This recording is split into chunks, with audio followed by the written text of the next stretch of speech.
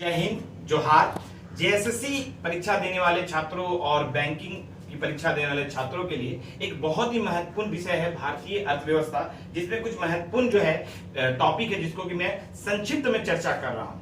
अगर आप लोग इसको करेंगे तो कम से कम जो है कोई परीक्षा में 5 से 7 क्वेश्चन आसानी से बन जाएगा। तो आप लोग ध्यान से इस वीडियो को देखें और समझें। सबसे महत्वपूर्ण एक जो है टॉपिक है वो है वित्त आयोग, फाइनेंस कमीशन।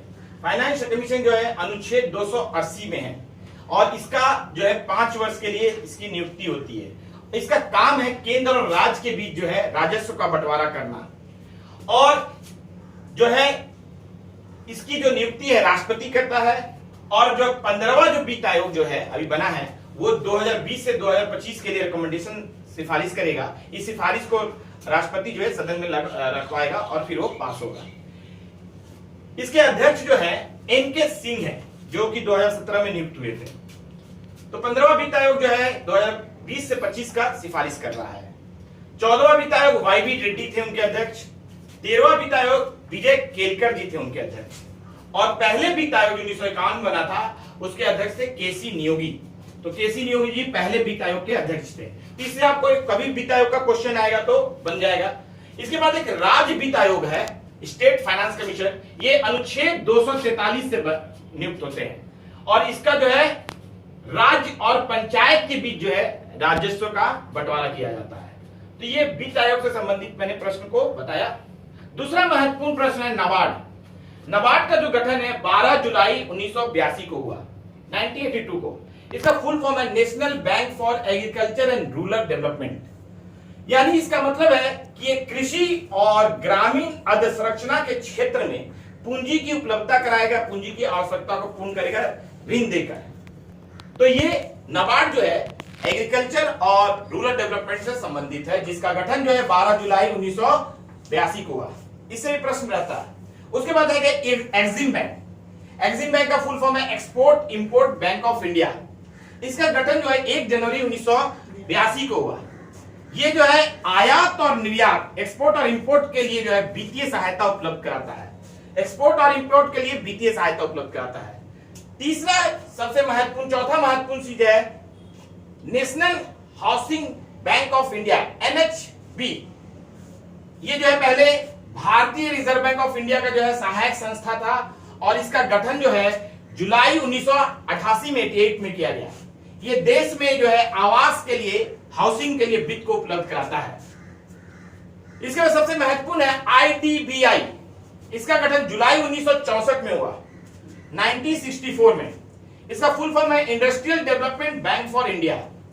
ये जो है आपको शुरू में आरबीआई 1976 तक देखा, उसके बाद भारत सरकार के पास चला गया और ये बड़े उद्योग को ऋण उपलब्ध कराता है। पहले ये बड़े और छोटे सभी उद्योग को उपलब्ध कराता था, लेकिन अभी ये बड़े उद्योग को ऋण उपलब्ध कराता है। और 1990 में जो है बन गया सिडबी, अप्रैल 1990 में, जो small industrial development bank of India कहा जाता है। इसका मुख्यालय भी लखनऊ है, हेडक्वार्टर कहां है? लखनऊ है। और ये छोटे उद्योग को जो है ऋण उपलब्ध कराता है। अगला देखते हैं आपको सेबी। सेबी का फुल फॉर्म है security and exchange board of India. Security of exchange board of India जो है ये काम करता है शेयर मार्केट के लिए, म्यूचुअल फंड के लिए। इसका नियंत्रण करता है, विनियमन करता है और जागरूकता लाता है लोगों में शेयर और म्यूचुअल फंड के लिए, जो है कि कंपनियां हमारे साथ धोखाधड़ी ना कर सके और हमें इसमें जो है कि इन्वेस्ट करना चाहिए। आप देखते होंगे कि सही है, म्यूचुअल फंड का जो एड आता है जागरूकता ला रहा है कि आप म्यूचुअल फंड में इन्वेस्टमेंट करें। इसका गठन जो है 12 अप्रैल 1988 में हुआ।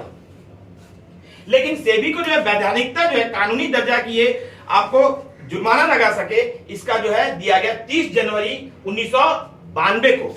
तो 30 जनवरी 1992 से जो है सेबी जो है वैधानिक दर्जा देने वाला संस्था बन गया, जो कि आपको जुर्माना लगा सकता है जो भी गलत करेंगे आपको शेयर और म्यूचुअल फंड में। अगला एक ऑर्गेनाइजेशन है IRDAI। ये बहुत महत्वपूर्ण है। इसका फुल फॉर्म है insurance regulatory development authority of India. Insurance regulatory development authority of India, Hindi में बोलते हैं भारतीय बीमा विनियामक एवं विकास प्राधिकरण। इसका गठन 19 अप्रैल 2000 को किया गया। कब किया गया? 19 अप्रैल 2000 में। इसका काम है बीमा के क्षेत्र में, इंश्योरेंस सेक्टर में जो है विनिमय एवं विकास, रेगुलेटरी करना और डेवलपमेंट करना। तो बीमा क्षेत्र में भी ये बहुत इंपॉर्टेंट रेगुलेटरी अथॉरिटी बन गया है। शेयर मार्केट में सेबी हो गया है। अब जो हम लोग देखते हैं सबसे महत्वपूर्ण कि जो है आपको जो है बीमा क्षेत्र क्या है। सबसे महत्वपूर्ण जो जीवन संबंधित बीमा जो है LIC करता है, जिसका गठन 1956 में हुआ।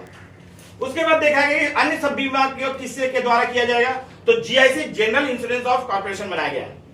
तो ये बना 1972 में। इसके अंतर्गत जो 4 जो है संस्था है, national insurance company, new India, oriental और यूनाइटेड, ये 4 है।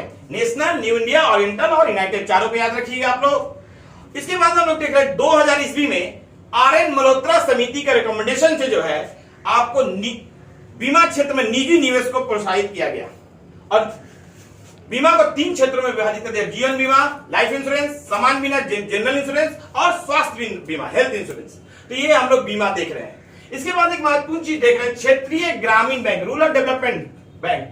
तो ये जो है आपको 2 अक्टूबर 1975 में इसका गठन हुआ। उसके बाद देख रहे हैं BSE, बॉम्बे स्टॉक एक्सचेंज। ये जो है 1875 में इसका गठन किया गया और NSE, नेशनल स्टॉक एक्सचेंज, इसका जो है 1991-92 में गठन हुआ फेरवानी कमेटी के रिकमेंडेशन से। तो इन सब चीजों को आप अगर ध्यान देते हैं, SSC के छात्र, JPSC, UPSC सभी प्रतियोगिता परीक्षा के छात्र, तो आपको 5 से 7 क्वेश्चन जो है कभी कभी परीक्षा में लड़ जाएगा और आप जो है कि इसको आसानी से कर लीजिएगा। तो आप लोग हमारे YouTube चैनल को सब्सक्राइब कीजिए, लाइक कीजिए, कमेंट्स कीजिए। मैं रोज बहुत सारे वीडियो आप लोगों के लिए बना रहा हूं कि जिससे आपको किताब खोलना ना पड़े और आप हमारे वीडियो से ही पढ़कर बहुत सारी जानकारी इकट्ठा कर ले।